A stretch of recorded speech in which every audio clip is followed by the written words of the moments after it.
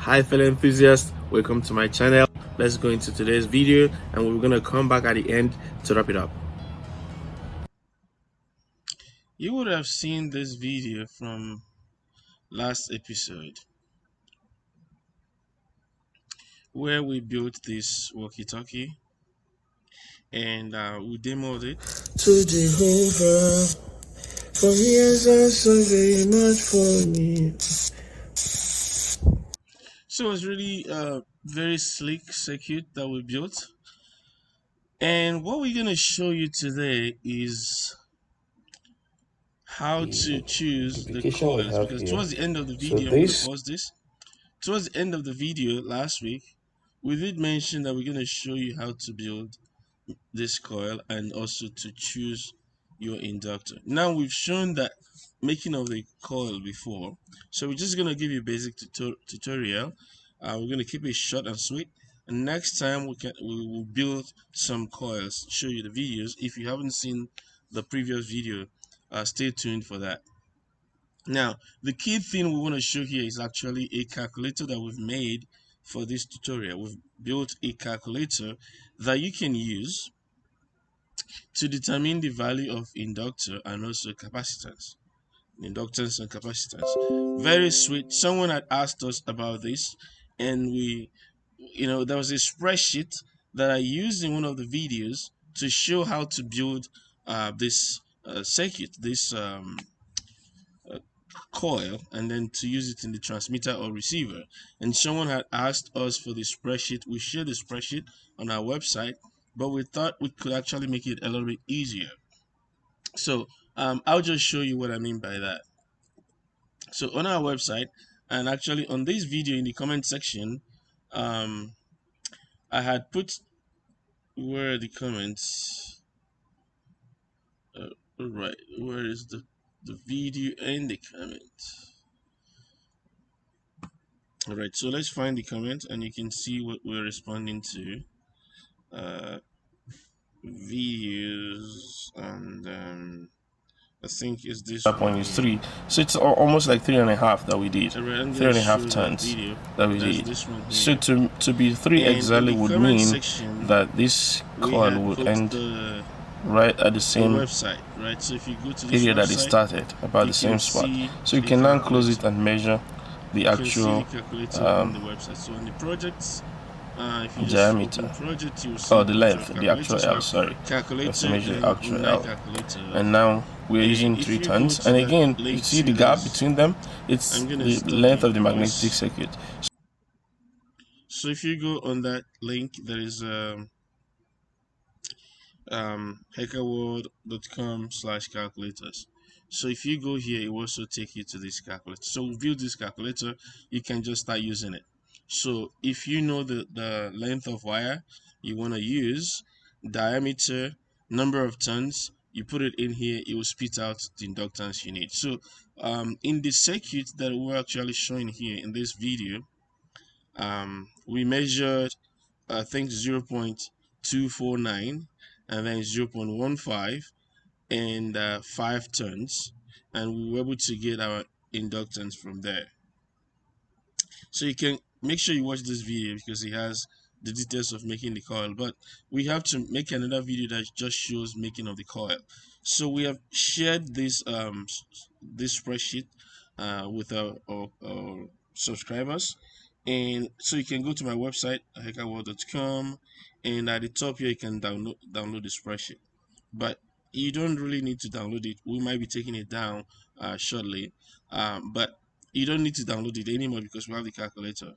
Now here we have a measurement of, let's make this a little bit bigger and see. So we have a measurement of if I could slide that ever so slightly over, let's see if I play the video a little bit, see if it goes. So 0.15 for the length, and we have 0.425 right about here. It's not showing in this video right now, but we have the diameter is 0.2449. So I'm going to exit here now. So if you know that those dimensions and you punch them in, you're gonna get your inductance. So let's do that. 0.249, and then the length is 0.15, and the number of turns is 5. So the inductance will be around 0.1479. So 0.1479 in microhenry, right? So once you click out, the value will be updated here. If you change any of this instantly, the value will be updated, so you can see the number of turns that you can add to get your inductance, right? So this is increasing by 0.25, but you can actually just change it and type in manually. Let's say, for the sake of argument, let's just make it 0 even. If I click out, it will calculate, or if I click on this inductor picture here, it will calculate. So if I click out, it will calculate. If I clicked here, it will also calculate, and I can increment this or decrement that, right? So now the improvement we've done, so this calculator is on the website right now. The other thing we've done is we've created the one we called Omni calculator. It looks similar but slightly different. So by default, it calculates the inductor value. So I will do the same thing here, 0.249, and then the length is 0.15, and then the number of turns is 5. Again, the value will be 0.1479. So I can click on this. You can see it animates to show you that you're highlighting it. So if I click on it, the value will be there, right? 0.479 or 47887, right? So take note of this standard notation or scientific notation. So it just tells you you have to move this dot 1 over, so it's 0.1479. The reason for this is we have other things that have to have multiple zeros, and we don't want to just have zeros and have the figures, the numbers going out of view. So we decided to use standard notation or scientific notation. So that is it. Now if I want to calculate my inductance, I just click on here. I'll give it a frequency. I need 88 megahertz, and it tells me that enter inductance in picohenry. So I'm just going to use 1 picohenry here, and then capacitance in display. So I can't change this value because the value is in my display. So if I have 88 megahertz and I have 1 picohenry inductor, then I will need a capacitance of 3.27 microfarad. So minus 6 is micro, minus 12, minus 9 will be nano, minus 12 will be pico, and so on and so forth. Femto for minus 15, and so on and so forth. So I will need 3.271 microhenries for this circuit. And then if I go to 108, if I click out, it will calculate. So that's what I will need, 2.171. So what happens is, if I want to build a circuit that will cover, I want to build a circuit that will cover from 88 to 108, and I have a fixed inductor of 1 picohenry, then 1 picohenry inductor, then I would need a capacitor from 2 to 3 micro farads. So let's just check that. Yeah, so 2 to 3.3 microfarad to cover that range, and it's gonna be hard to get an inductor, sorry, a capacitor, a variable capacitor of that value. So what I would do is I would try to increase my inductance. I will try to increase the value of my inductor, or decrease, actually let's decrease that. So let's do, if I go 0.1, then I will require even less. All right, so this is not favoring us, so we need to increase this. So let's go 1 2 3 1 2 3. So that will be one microhenry.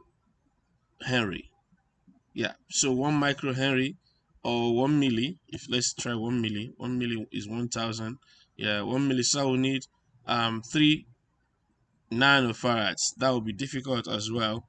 So let's just use 1 microhenry. So we can easily get 1 microhenry inductor and then have 3 picofarads capacitor.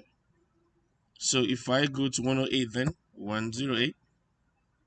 So I need 2 picofarads to 3.3 picofarads capacitor. That's what I will need to put in my circuit. Let's go to that video. I'm just gonna take you to the other screen. So for this screen here, I'm gonna need 1 micro Henry inductor and then 2 to 3.3 picofarads capacitor for this, and that's how you go there. So if I have a lower value inductor, I'll just change the let's just go to the calculator and show what I mean. So in the Omni calculator, for instance, let's do another let's calculate inductance for now.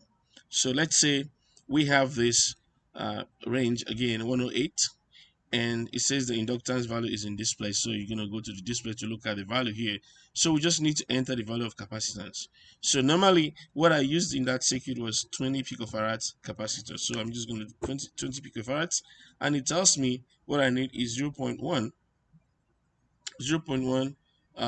microhenry, 0.1 microhenry of inductor. That's what I need. So I just make an inductor value as 0.1 microhenry, and then that'll be it. Now I can go here and change inductor value.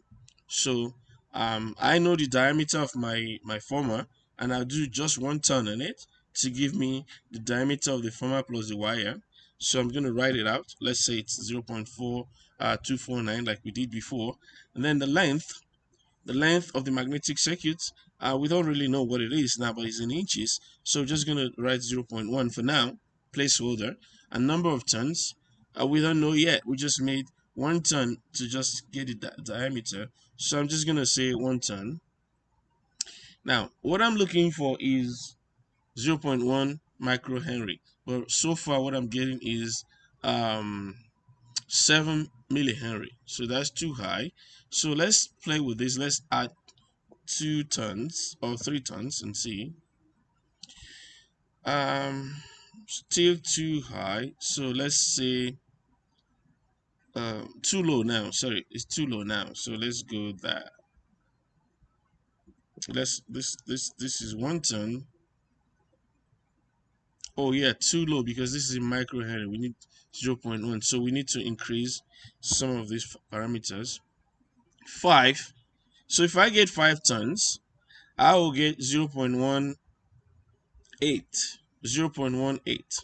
So let's increase the length, because obviously because you increase the number of turns, the length will increase. So let's do 2.5 here and see what it looks like.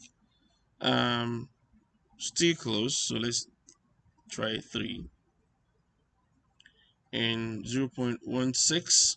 0.16. What we're looking for is 0.108 or something like that.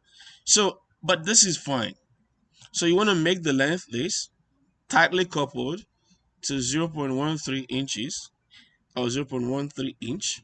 So you make your coil tightly coupled, because you know when you adjust it, the length of the magnetic circuit will change, so you can stretch the wire out a little bit.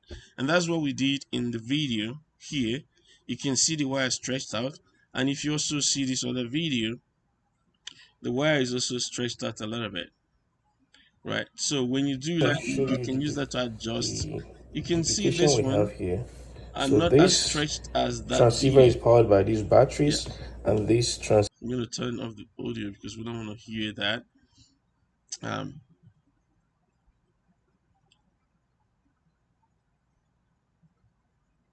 Yeah, so you can see the coil is a little bit stretched out. So it's good to start small, make it tightly coupled, and give you the inductance that is slightly higher than what you want, and then you can adjust it slightly to get to what you're looking for. So that's what we're saying here. So you can measure it to be a little bit tight, very tight when you measure it. So when you saw me using the caliper, I was making sure that the caliper was really tight on the wire. So let's go back and show that here. So let's get the video. Yeah. So here, the wire, the caliper was really tight on the. So that's when we got 0.15. The caliper was really tight. Let's see if I can show that piece. If my okay, let's do this and see if this works.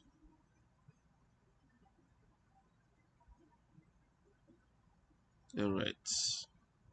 You can see at this portion. I don't know if I can click off this screen, but right here the wire is tightly coupled, and I got this very tight. But then I was able to stretch it a little bit when I actually built the circuit. So that's what you do. Let's see when we start testing that radio. So that's the spreadsheet we use, but a we've made it into a calculator for you, so you don't really need to do that anymore. Let's see, where's the testing? Alright, still tightly coupled here, but as we started testing it, we're able to stretch it, as you can see on the screen right here. It was stretched out a little bit, so let's just show that it stretched out a little bit in actual usage. Alright, so let's go back and just summarize this tutorial. I'm going to show you something quickly here. This is the circuit diagram, and we're going to be talking through this in subsequent videos. But in this circuit diagram, we have the walkie-talkie. So the next episode here, we'll show you how we used just a speaker. The speaker was here. We used the speaker as both the microphone and the speaker, right? And with the function of this switch we have here, we will redraw the circuit diagram, make it a little bit simpler, so we can walk you through every step that we used to create that simple circuit. All right, so that will be in the next episode. So again, very simple circuit. You can build this uh, wireless microphone. Maybe in a subsequent video, we should just build a different wireless transmitter. FM transmitter. We'll build a different one, probably from a crystal, and probably we'll demo and show you what a band pass filter is all about. So probably we'll do that in a subsequent video, and then you can see that you can take that and then use your input, the input circuit. In this case, normally it's a microphone, and we had a jumper, but we took it off in the circuit. Maybe I should show it. You can see these wires. That's where the microphone should be. Don't worry about the polarity was reversed, but we corrected it in the actual prototype. So we didn't connect the microphone here, but so in the let's just show here. So we had a jumper to connect it back into the circuit if we wanted to. But the thing I noticed here is, even without the jumper, the microphone still works. As long as you connect the microphone, somehow the signal is read through the power lines and then used to modulate the transmitter. So anyway, it doesn't have to go through the base. It can go through any other means, because it's an alternating current signal. Right, so let's do this in a subsequent video. Let's show you how to build this walkie-talkie, and how to connect these switches so that your microphone can also serve as your speaker, so it can serve as both input and output transducer. Again, in a previous video I had demonstrated that a walkie-talkie is just a simplex circuit where you reduce your component count by reusing them. You reuse them. You reuse the amplifier for the preamp. You reuse it for the RF front end amplifier. You can reuse that as your RF power amplifier. For your audio input amplifier, you can reuse that as your audio output amplifier. Your oscillator, you can reuse your oscillator. And that's what we did here. We reuse this oscillator for both transmitter and receiver. We're reusing the speaker as both the input transducer and the output transducer. And really, we don't have any other preamplifier apart from this one, that is the audio amplifier. So both for the input and output.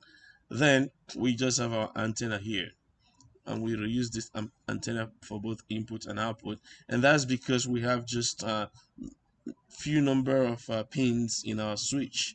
In a subsequent design, or in your design, let's put it that way, in your design you can do a little bit better. If you have switch that has like 8 pins or 9 pins, then you can take the antenna. We'll show that in a subsequent video. We'll show the diagram. You can go ahead and design it yourself, but we show a design where you can connect the antenna, how you can connect the antenna to the input circuit and the output circuit when you toggle the switch. Now, there's a friend a long time ago who asked us to make this walkie-talkie. I just drawn the circuit diagram and claimed that it would work, and he asked me if I built it, and I didn't build it then, but I know it will work, and I know it would work. But he asked me if I built it, and I said no, I didn't build it. But I trust the theory, and I follow the rules, and I was sure it will work. And he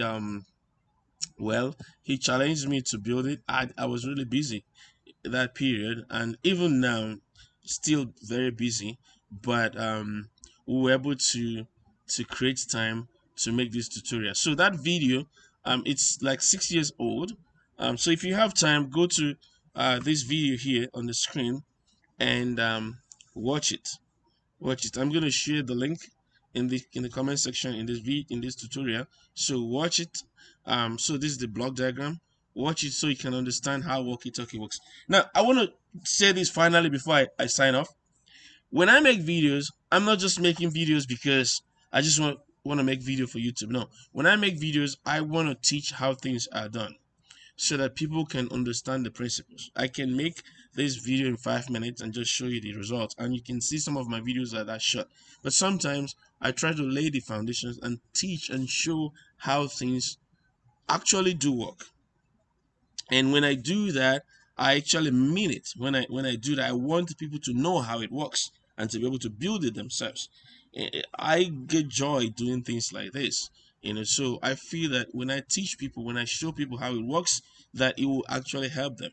So you can learn, not just copying a circuit, so you can build your own without looking at a circuit. Because what you're looking at, the walkie-talkie that we built, that we demonstrated earlier, and I can show you one more time on the screen. This walkie-talkie you're looking at now, we didn't copy it from anywhere. We built it from scratch. And if you followed our videos, you know that we are very fond of 2N2222.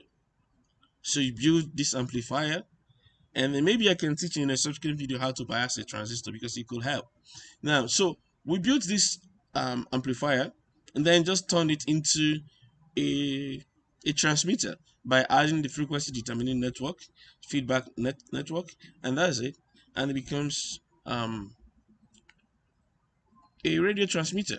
And then it can also function as a regenerative receiver. And again, there was a coil that we had in that circuit. There is a coil that we have. This coil right there, we had a jumper around it, and that's because in the circuit diagram, in the circuit diagram here, we weren't really sure the impact, because we've built radios without this coil and they worked. So we just tried to see what the impact of RF choke. There was another radio we built where we used the RF choke, and it helped us to improve the reception. So we introduced it here, and it also works. So we put a jumper, and it actually works better with the RF choke. So you know how to build this portion. You know how to build an audio amplifier. I think that's what I'm explaining in this place.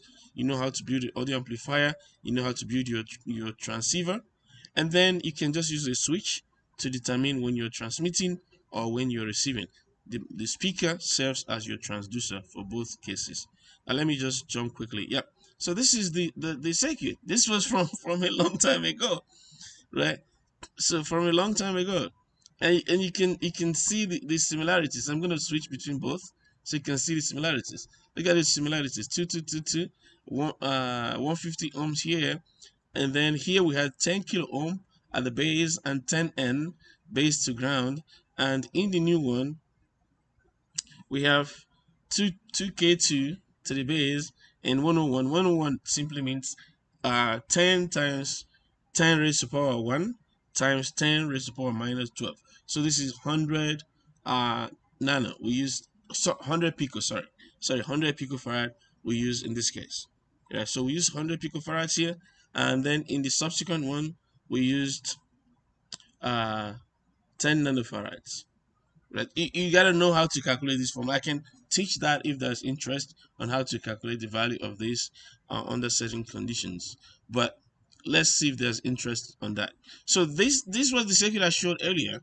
A transceiver is a transmitter and a receiver, because we've used this radio, exact radio, as a receiver. So we knew, we built it as a transmitter, we built it as a receiver, we knew it will work. And then all you need is to add the amplifier section.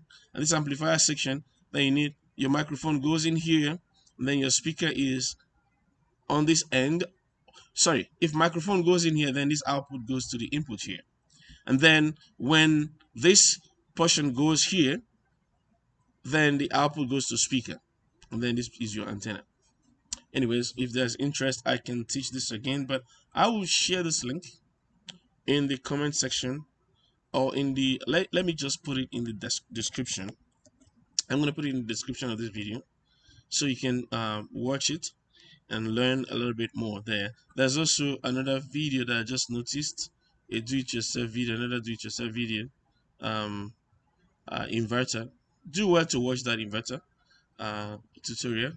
And then any other thing that any other video that we've made and you need more insight, please do leave a comment and we will do well to respond to that. Again, this is in response to one of our subscribers who wanted to get the spreadsheet. We did share the spreadsheet, of course. We did share the spreadsheet, but we're now making it a little bit easier for anyone. So if you want to find your frequency, just put the right parameters. Again, the frequency is in the display, so you're going to see the frequency here. Once you put the right parameters, if I have 1 picofarad and I have 1 pico Henry, then I'll be getting around 159,000 megahertz, so 159 gigahertz, right? So then I need something a little bit, in terms of inductance, I need a little bit more. Let's say 1 2 3, so 1,000 picofarads is 1 microfarad. So if I have 1 microfarad there, then I'm getting 159 megahertz. 159 megahertz. Now if I want to go a little bit more, I can just tweak this and just add a little bit more and see what the value is, right? So let's here, capacitance 1.5. Does it change much? So 129 megahertz. So let's do 20 picofarads. 20 picofarads, that is 35 megahertz. 35 megahertz, right, and so on and so forth. So let's do 10 picofarads, that is 50 megahertz, and so on. So you understand the drill here. So 41 megahertz, and so on and so forth. So 0.9, 0.9, that gives me 169 megahertz. So whatever value you have, so the reason I'm teaching this is whatever value you have, plug it in here and calculate for the one you don't have. Especially if you have a capacitor and you want to build an inductor to match the capacitor to give you the desired frequency, right? So you want to do that over here. So put in the value that you have. I have 20 picofarads. I'm going to put it in. And the question I'm asking myself is, what value do I give here to get the desired transmitter frequency or receiver frequency? In this case, if I want 35 megahertz, then that's all I need. I just need one picohenry, one microhenry, 1,000 pico. Let me delete this so you can see. 1 microhenry is 1,000 picohenry. So I'm going to do 1,000, a million pico. Let's delete it one more time. So 1 microhenry is a million pico henry. So I'm going to say 1 million. Yeah, so that's one microhenry. and this 1 microhenry gives me 35 megahertz. I want a little bit more. So if I reduce this, what would I get? I get 1, 2. I get 112 megahertz. This is still higher than the FM range, because I want to go from 88 to 108. So this is 112. So I want to reduce this then. So let's do 99999. 35. Let's reduce that. So yeah, let's reduce that to 5. Still high. Let's reduce that. All right, 355. That's too high. So let's make it 2 here. 112 still. So I need to do something different. I'm gonna do 3 here. 112 still. So I'm gonna do 8 here. 118 still. So I'm close by. So let's do 6. 135. 8. 118. Let's do 8 again. 119. All right. So yeah, I think we'll probably need to design a new calculator. We probably need a new calculator. So let's try 0.1. That's a lot. Again, so you play with this and get a number that works for you. 35. Can I get it to be? This is 46. 40. 35. So I need to go less. 81. All right, we're close. 81. So we need 88. So let's try to 60 something. No, we need to go 1. And then we have to go this 7. 84. Why don't we go with 4? 92. Finally. Now, you know I have a spreadsheet that gives me these numbers, but I just want to show you, if you don't have the spreadsheet, then you can just play with this. You put the value of capacitor that you have and just play around with this to find the inductance or the value that you don't have. And then you just go ahead and build this inductor.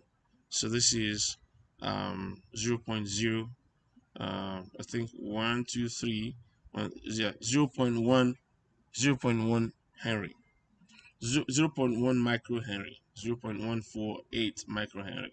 That's what you need, 0.14 microhenry. If you have this and you have this capacitor, then you're gonna hit 92 megahertz. Right, so for 98, then you just find a different value that works for that. 92 megahertz, let's try 6. 92 megahertz still, let's try 9. 91 megahertz, and so on and so forth. Let's try 50 here. 50. 91 megahertz.